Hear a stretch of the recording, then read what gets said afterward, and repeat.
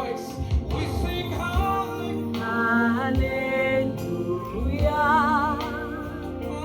You have won the victory.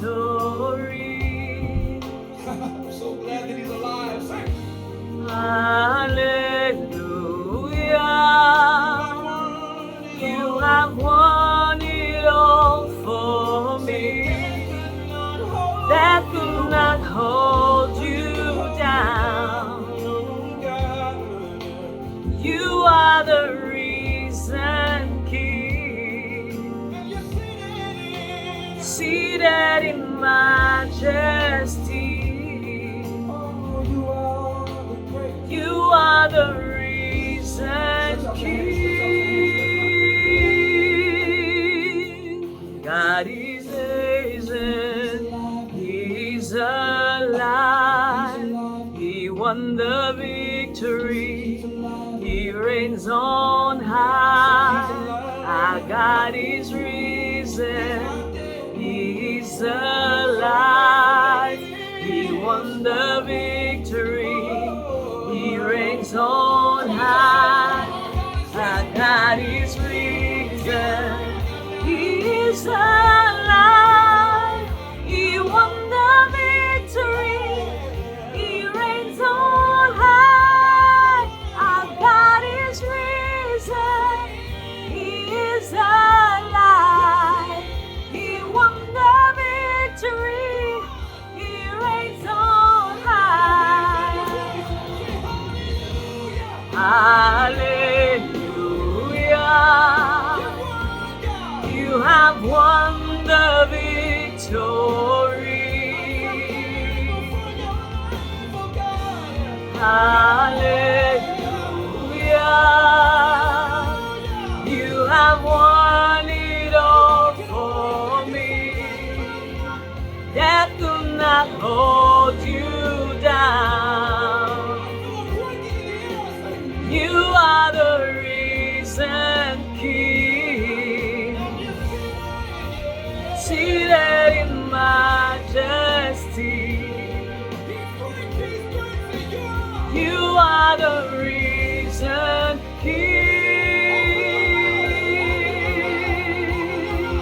Hallelujah. You are the risen King, oh God. Death could never hold you down. Our God is risen. He's alive. He won the victory. He reigns on high. He's the ruler of my life. Bonjour tout le monde, j'espère que vous allez bien. Ici Véronique Delis pour une autre édition de lecture. Vous savez, j'ai décidé cette année que j'allais partager mes moments de lecture de la Bible, de la parole de Dieu, avec tous ceux qui voudraient, bien sûr,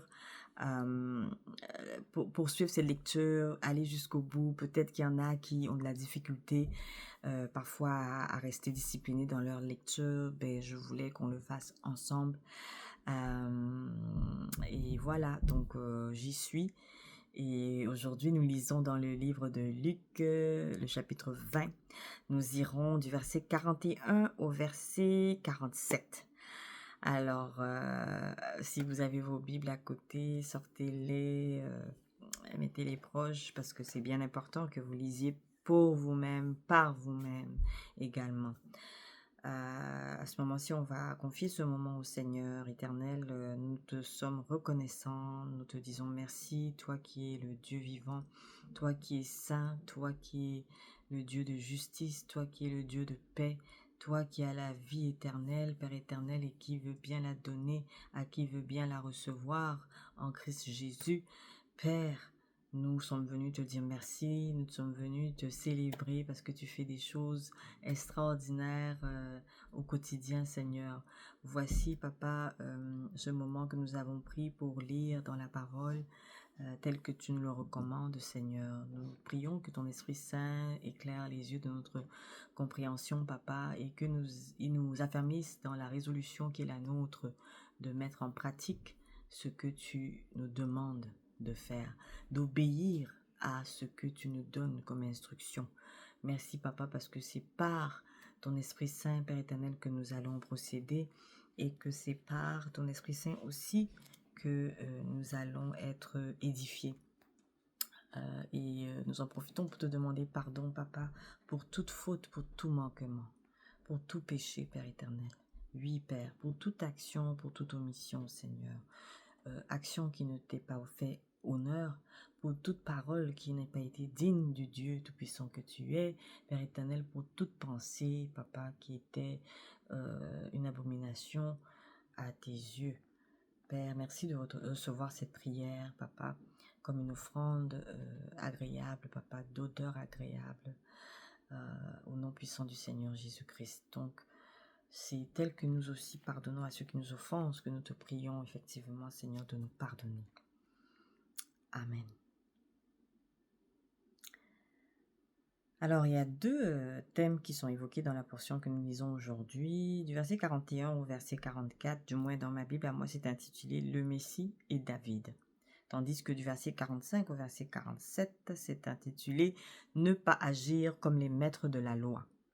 Alors, on y va. À vos Bibles, lisons. Alors Jésus leur dit, « Les gens disent que le Messie est fils de David. Mais comment peuvent-ils dire cela? En effet, dans le livre des Psaumes, David lui-même dit, « Le Seigneur déclare à mon maître, « Viens t'asseoir à ma droite, je vais mettre tes ennemis sous tes pieds. » Donc David appelle le Messie « maître ». Alors, comment le Messie peut-il être aussi fils de David? Voilà pour cette portion-là. Par la suite du verset 45, maintenant, on va aller jusqu'au verset 47. Tout le peuple écoute Jésus. Alors il dit à ses disciples, « Attention, ne faites pas comme les maîtres de la loi. Ils aiment se promener avec de grands vêtements. Ils aiment qu'on les salue sur les places de la ville. Ils choisissent les premiers sièges dans les maisons de prière et les premières places dans les grands repas. Ils prennent aux veuves tout ce qu'elles ont et en même temps, ils font de longues prières pour faire semblant d'être bons. À cause de cela, Dieu les punira encore plus que les autres. »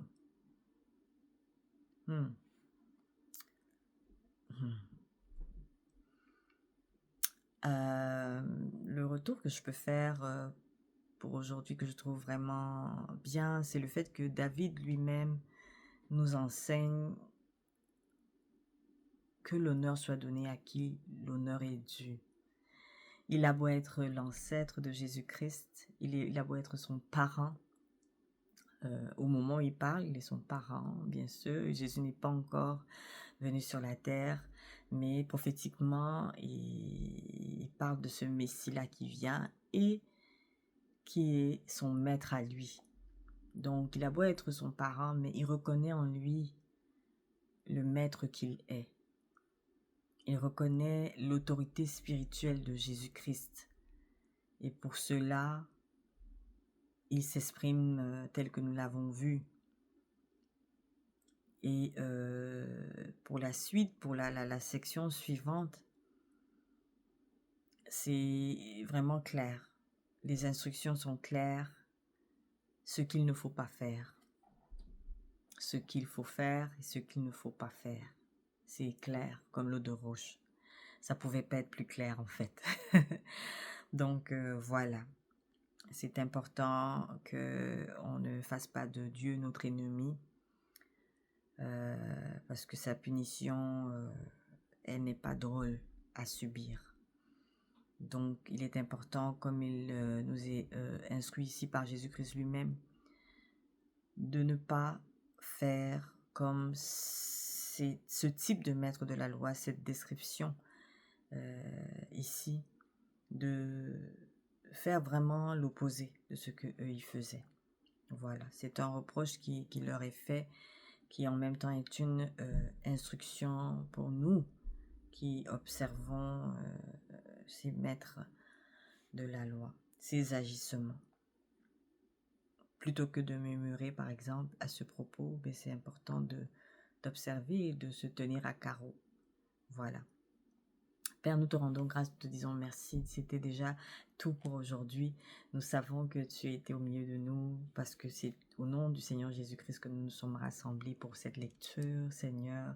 Merci parce que tu vas continuer à nous parler de ces passages. Tu vas continuer à ouvrir notre compréhension, Père éternel. Tu vas continuer, Papa, à nous éclairer. Et bien sûr, tu vas nous fortifier dans la mise en pratique de ce qui nous a été dit ici, qui nous a été enseigné ici.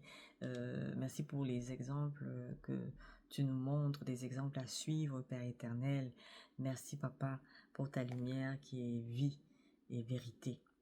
Alors, c'est au nom du Seigneur Jésus-Christ que nous avons ainsi prié. Et sur ce, je vous quitte déjà. C'était Véronique Délice et je vous dis merci beaucoup d'avoir été là. Merci de continuer cette démarche que vous avez débutée ou que vous perpétuez de façon, comment dire ça, répéter au fil des ans, passer à travers votre Bible, verset après verset, chapitre après chapitre, livre après livre. Donc, demeurez bénis au nom puissant du Seigneur Jésus-Christ. Et on se dit à bientôt. Véronique Délice.